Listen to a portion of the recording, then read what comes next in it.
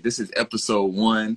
We started this last year. So this is season 2. We started this last year, Lori and I, and this is the air we breathe. And it was finding our footing, finding our voice, finding our way through which we realized, and not just, it wasn't COVID that made everyone kind of really understand the importance of climate action, but it really did open our eyes to seeing how the environment's changed. It really did open our eyes to seeing how the air changed itself as far as clarity, and it made you realize, just spending more time in nature, like, wow, we really should treat this planet better. So it matters. It matters. So, I'm grateful and I am pleased to have Lori Collins, Joanna Ajeti.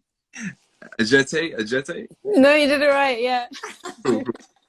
I'm here to offer your voices, offer your expertise, offer your knowledge on climate action and environmental issues for us to, as we talk about, the theme of this season is ecosystem restoration. So each episode we're going to have a topic where we discuss how we can embrace the reality, how we can be more innovative towards this reality, how we can then involve ourselves even on the smallest scales. It can seem like such a large task. It can seem like such a massive thing to handle, though. That's why I'm grateful for you two, because you're both going to offer suggestions, offer ideas, offer enlightenment on how just being aware of ecosystem restoration, being aware of climate change, being aware of climate action, being aware of all the little nuances to make this, a more enjoyable planet. It takes one. So here are 3 people right here, making this happen. So, yeah, it's kind of like what we saw at the pandemic. Everything's interconnected, and everybody's actions impact everybody else's. And it's, before this pandemic, there would be talk about it, and it seemed, too much to grasp. And then when it happens, it's like, oh, okay, we're all involved here. We're all connected. Right. So thank you. We're going to get into it. But first, let me ask you both, how are you?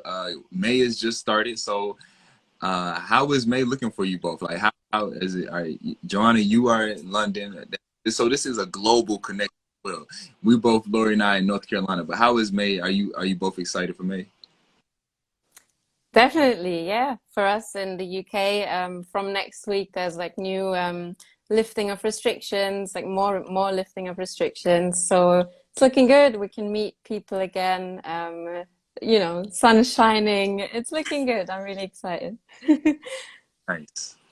Yeah, it definitely feels like new beginnings. I've been getting out more and seeing people, and I have all these new flowers and plants in my backyard. So I'm every day checking out, oh, I got another rhododendron, or oh, the begonias are perking up. And so that's been my little, my window on nature in my backyard. Okay, well, nice. That's a good transition. So again, you're watching this, welcome to everyone that's watching this live podcast, or if you're watching on YouTube. There's a theme for each show. Today is about embracing reality. And with embracing the reality, there comes this sense of, okay, what is ecosystem restoration, right? What is this term? What is this word? What does it look like?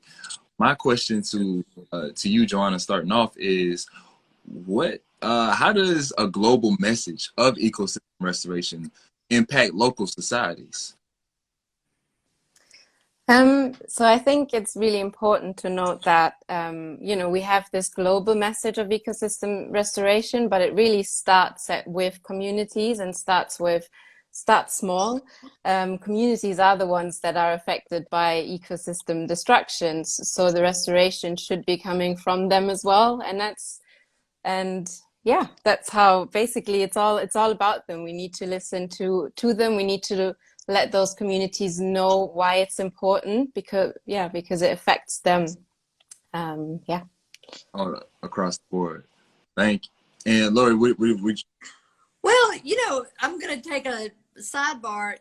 Thinking about an ecosystem restoration, my backyard used to have a sick tree in it, and the sick tree was killing all the other plants. And I finally took out the sick tree. And now all the other plants and flowers are flourishing.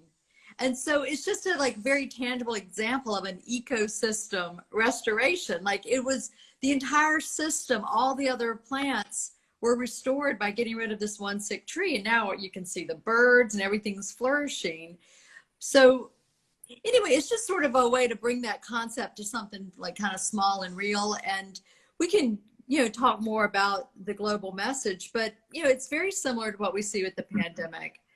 It takes the whole community. If you think about the pandemic, you had to get every small community, every church to get their choir members to wear masks. You know, it's down to the very local level. And it's the same thing with climate. It's hard to get your head around, but you start seeing these specific activities and everything starts flourishing when everybody participates.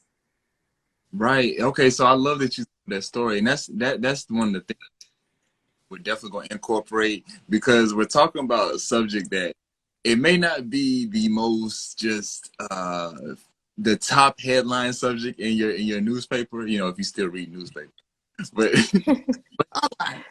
there's a conversation where, just like you told that story, you said you removing that tree impacted the other plants and environment.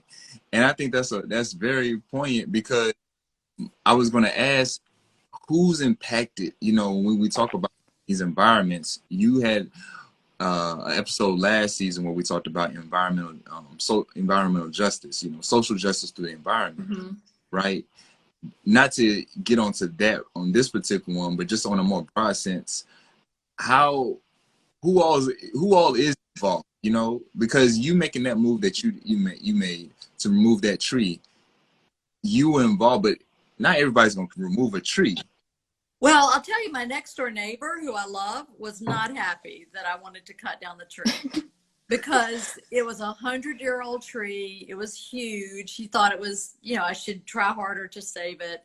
And it was going to impact his yard because it was also providing a lot of shade and beauty to his yard. It was a huge 100-year-old tree. So, you know, other people are impacted. And sometimes they think it's a negative impact, but they end up getting the benefit because it was like damaging his plants as well. He just didn't realize it. But anyway, that's just one small example where, you know, something that happens on my property, it does impact the other houses and yards around me. Anyway, this is a big topic. I could talk a lot about this. I'll let Joanna talk. Yeah. Going in, because that you speaking from, and that's one part I really real quick on. I didn't even think the aesthetics part is a major key too. So I'm gonna get back to that. I'm gonna put a pin right there in that. Yeah, no, I don't really have much to add. Yeah, but everyone's affected, you know, because an ecosystem can be anything. It can be in the sea, and it can involve the biodiversity of oceans. It can be a backyard. It can be, you know, a whole community and their green spaces. So, you know, ecosystem restoration has many meanings, and it does affect everyone. And to speak on those many meanings, because just like how you were saying, the aesthetics part is one where we have to restore you have restoration for aesthetic purposes, then you have restorations for the health of the land as well. How does that play a part in your decision? How did you make that decision, and how was that you know, a household joint decision of, you know, I know our aesthetics is going to be changed, however, helps out everything else, because you're thinking a long-term plan. How do you see that long? You mean for me taking the tree out? Right. Well, you know what was helpful? So I've lived in this house a long time, so I was kind of attached to the tree, and I was sentimental about the tree, and I had been really trying to save the tree for about 5 years, but I just got married, and so I have a new husband, and he came in kind of fresh, and he said, it's a no-brainer. The tree is diseased. It's like making everything around. He was like, it's a no-brainer. Just take the tree out. It was so easy for him. Whereas I had all this sentimental attachment. And he was like, you don't need to talk about it anymore. And he helped me find somebody that was, you know, less expensive to take the tree down. And Oh no, it was helpful. It's like you need that push from a fresh perspective. And I mean, it's like everything in the yard is so much healthier now. I And think that what you just said, like sentimental attachment is like a key word. Like that's what people have, sentimental attachments to their lifestyles, to their routines, and that's what kind of needs to be tackled. yeah, it's tough. I mean, this is a little bit different from the ecosystem topic, but one of the big barriers to offshore wind is that people are afraid it's going to ruin their view of the ocean. And so, I mean, one of the things I've been working on recently in North Carolina. There's a lot of opportunity for offshore wind, and the wind turbines are like 15 miles out, and you can only see them on a really clear, cold day. But just the perception that I have this, expensive beach house and you might ruin my view, people are blocking it. Even people who are environmentalists, because it's like, yeah, I'm an environmentalist as long as it doesn't block my view. Right. That's human nature. It's human nature. So, well, it's the same thing with the coal miners. This is our lifestyle. My father was a coal miner. My grandfather was a coal miner. This is what we do. They're attached to it. And it's not a minor thing. I mean, it has to be addressed in a caring way, because if it's just dismissed, like get on board, you're living in the past, you're going to get a lot of resistance. So, it all has to be addressed, and you have to take that other person's point of view into account. Wow. And find some way to address it. And it might not be what you expect. It might not be. Well, actually, I just read an article that someone had decided to go back to school to learn how to be a wind turbine engineer, and I was like, yes, they're getting it. Well, but yeah, that's what I meant with involving community. Sorry, you go. We're just gonna go back and forth between us. No, let me ask you this question then, because I had a question for you. Okay, so I was going to ask you, in your areas, where have you seen resistance to restoration? In my areas? Yes, where have you seen resistance? Well, there has the election for the London mayor was just last week, and there was a lot of talk around bike lanes, because air pollution is a massive issue in London and in most big cities. And some of the more greener candidates, they were pushing for more bike lanes, less cars in the center. And then you had some that kind of described themselves as the realistic ones, pushing for, people don't want to be on bikes all the time. It's way too cold over here to ride bikes. Like kind of trying to emphasize with the working class, but then the working class is the ones that have their kids dying from air pollution. So you need to make that's what I mean with, you need to get the community involved and show them why this is a better solution for them. Wow. Yeah, that's a great example. Because that restores the ecosystem. When you get the pollution out, when you get people biking, I mean, maybe there's something other than bikes. Like in Charlotte, we focused on bikes, and it turns out everybody wants scooters. Like, I think scooters, like I don't have good enough balance to like stand on a scooter. And people practically wear their high heels on a scooter. I mean, they just wear any old shoes. So let me ask you, because this is perfect. This is perfect. This is where we can merge global conversation. Right, because that is a interesting point.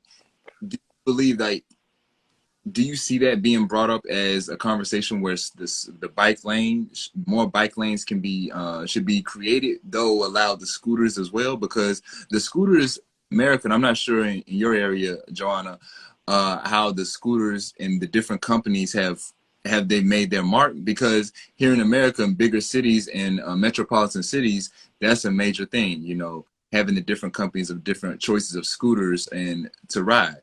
Do you see that happening in Charlotte specifically, where bike lanes and scooter lanes kind of share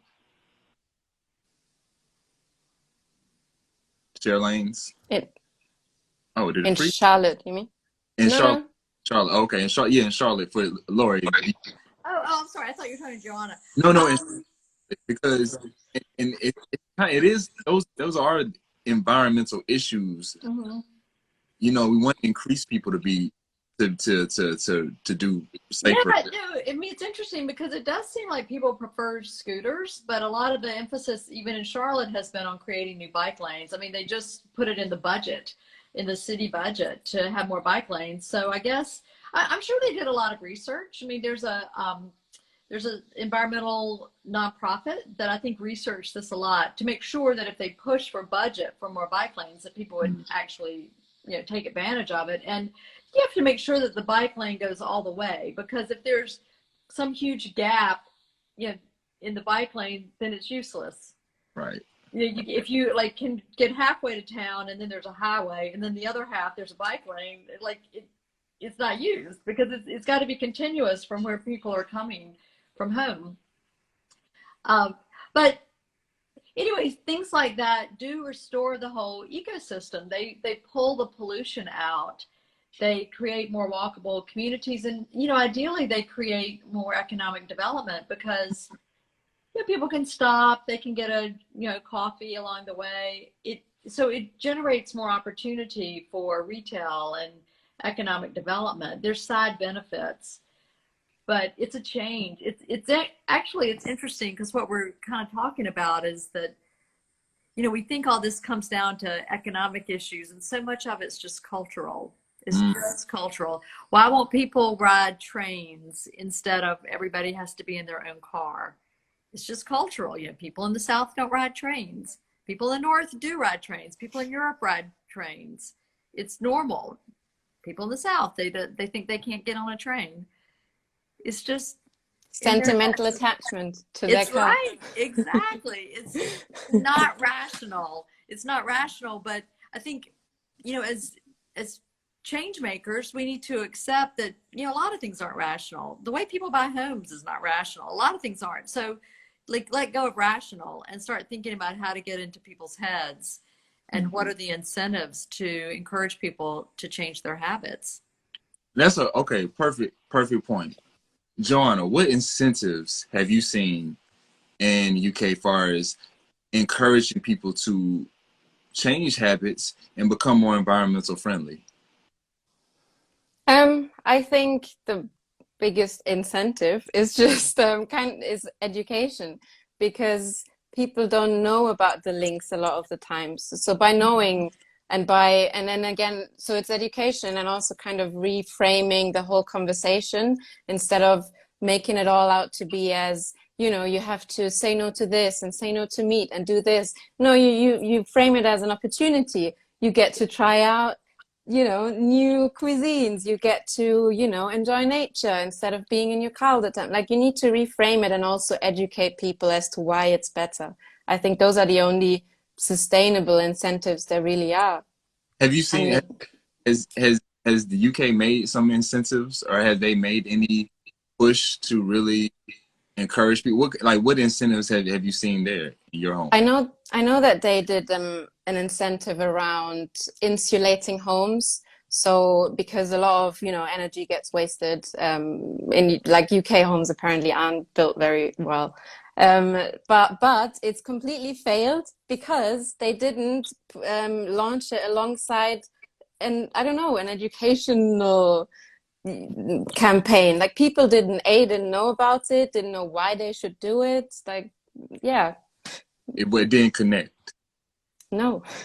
Got you. See, and these are the things to know, because all right, what's going on? If no one has a conversation of this isn't working because no one is understanding, then it doesn't. Lori, in our area, what are your thoughts? Well, okay, I'm going to kind of change gears from what I've been saying. It also takes some visionary investment, because one of the issues I think in North Carolina is that the train system, I'm going back to the trains for a moment, they're so unreliable. Whereas in Europe, the trains are super reliable. They're nice and they're pretty well, compared to here. But, in North Carolina, in lots of places in the US, the trains are so unreliable. They break down, they don't start. So people feel like, well, if I've got an important meeting or whatever, I can't afford to risk it on taking the train. But if the trains got to the point like they are in Europe, where there's lots of them, there's a lot of options, and they're reliable. So, you know, but somebody in the federal government or state government has to have vision and commitment and make that leap of faith to make it attractive. And then, and also there's always like sex appeal. You know, you get some high profile people that are like talking about how much they love the train, and you know, there's you know, a little bit of that. That's almost like an incentive, is finding ways to make it appealing and sex appeal, and everybody takes the train, and here's all the things you can do on the train. I mean, that's marketing. In a way, it is education. It's tying to education to fun. And Yeah. you have to make it fun. You have to make it fun. So real quick, to make it fun, I'm going to ask you both, do you have a favorite filter on Instagram Live? All right, let's see if I can get my filters going. Favorite filter. Okay, here we go. Let's see what's there. This is How how about this one? Oh, that's not too exciting. All right, some of these are not too exciting. All right, I'm gonna try Like that this one. in a minute. It might be scary. you're Oh, growing. I like yours. I'm not getting anything Right? really good here. Oh man. Well, let's see. What do you have? Oh, there now I've got like okay, now that one's very like, mine are not coming out all that exciting today. And there you go. Oh, I like your shades, Benny. Like the shades. We're on the beat. Oh, what is this? This is kind of wild. I really like Joanna's. I'm trying a little bit of everything. I'm just basically playing. I'm playing with my Instagram. Okay, the one that's working for me best today is all the hearts. I guess I'm like love struck today. Just in love with the planet. Right. I'm in love with the planet. Okay, now I have a mustache. Right. And so everyone, That was frightening. thank you for watching live. If you're listening to this, how you listen to this via YouTube, the podcast. And we want to just, this is, you see, you find your alter ego. You know, I have found it for sure. We're talking about nature, and we're talking about the environment. We're talking about a global perspective. And to have a global perspective, you have to have some fun with it. So where do you all go into nature to find outside, to find your peace, to find your zen, to find your smile? Where do you all go? And Joanna, you go first.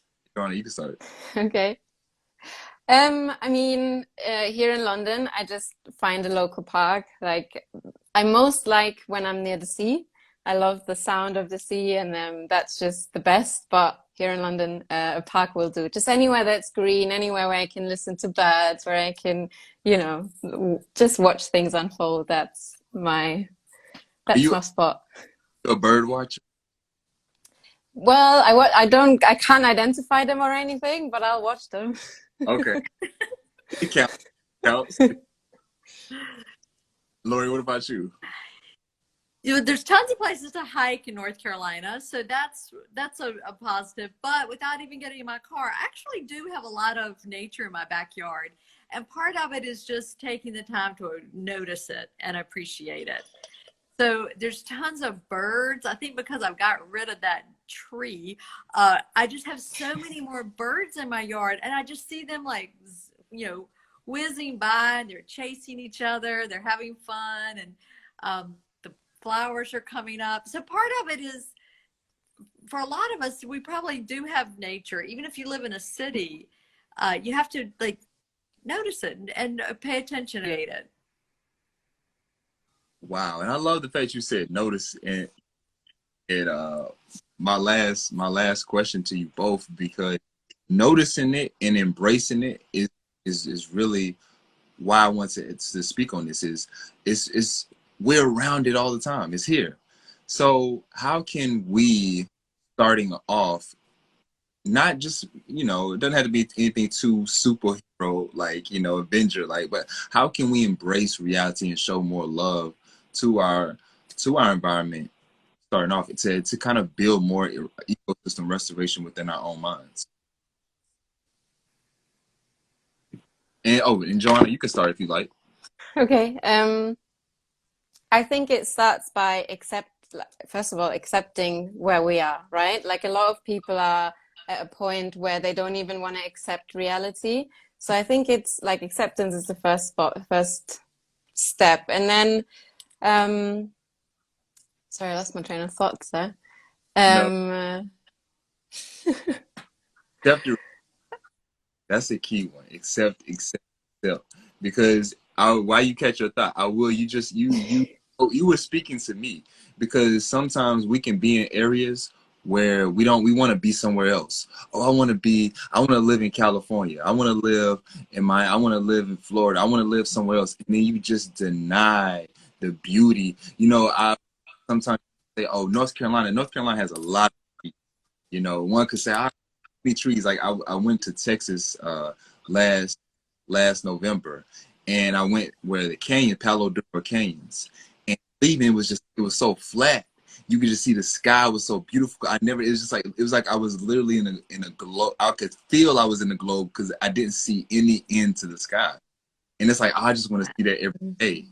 But then I realized, okay, let me not forget what's here. So I love that you said that. Nice. Yes, and I found it again. And then I wanted to say, yeah, reframe what I said earlier, just reframe your relationship to it. Like, and again, it's got to do with, acknowledging, noticing what's out there, and then seeing the opportunities in being outside, in taking care of your surroundings. Don't see it as a tedious task or something you have to do, or I should be going for a walk now. No, you're going to go for a walk. You're going to see nature. You can watch birds. It's amazing. Yeah. Yeah, I think, appreciating it and caring is like really the first step, because there's so many, we've talked about this before, there's so many different ways you can help. But first you have to care. You have to think it matters. And then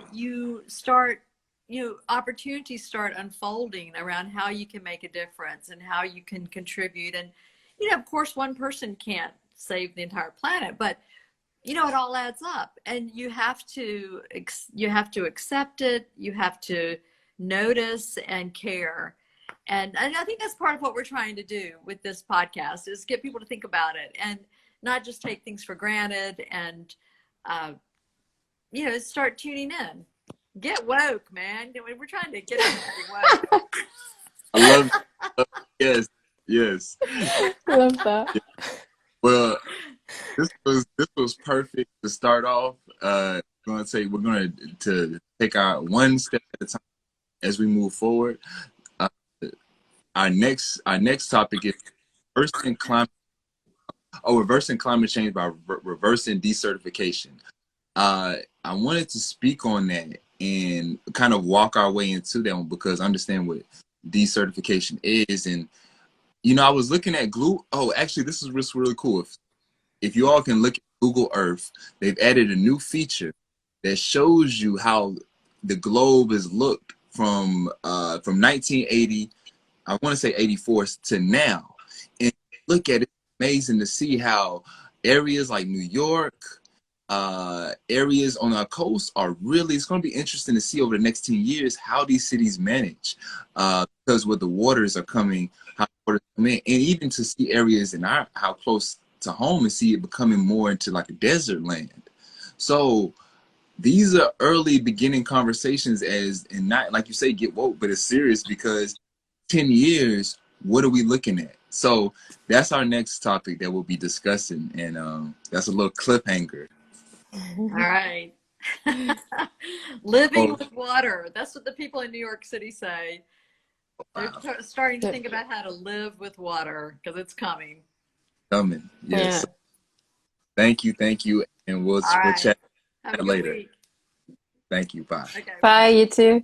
All right. Bye.